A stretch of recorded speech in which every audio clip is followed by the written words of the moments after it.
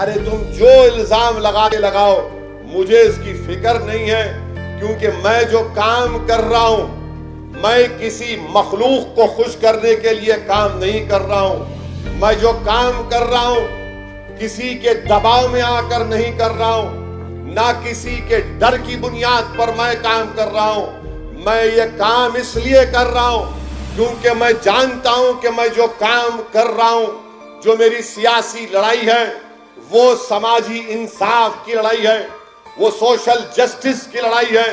میں جو کام کر رہا ہوں اس لیے کر رہا ہوں کہ میں جانتا ہوں کہ غریب اور مظلوم عوام کو جب تک سیاسی اقتدار حاصل نہیں ہوگا اس وقت تک ان کے مسائل حل نہیں کیے جا سکتے۔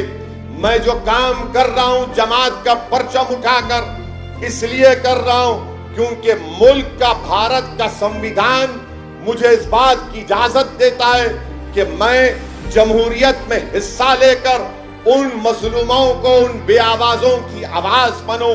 الزام لگتے رہے، انسانیت کی تاریخ گواہ ہے کہ ہر ایک پر الزام لگے، اور الزام ان پر لگتے ہیں جو سچائی کے ساتھ اور اخلاص کے ساتھ کام کرتے ہیں۔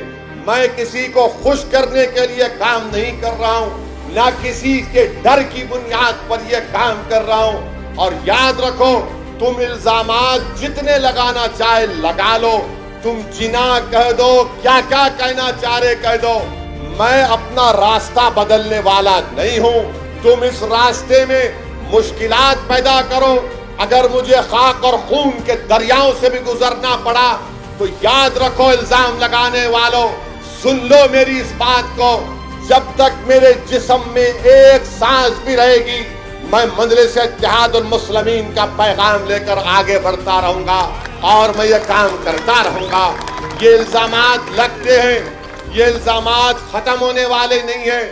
جب بڑے بڑے لوگوں کو نہیں چھوڑا گیا تو اسد الدین اویسی کی اس کھیت کی مولی ہے۔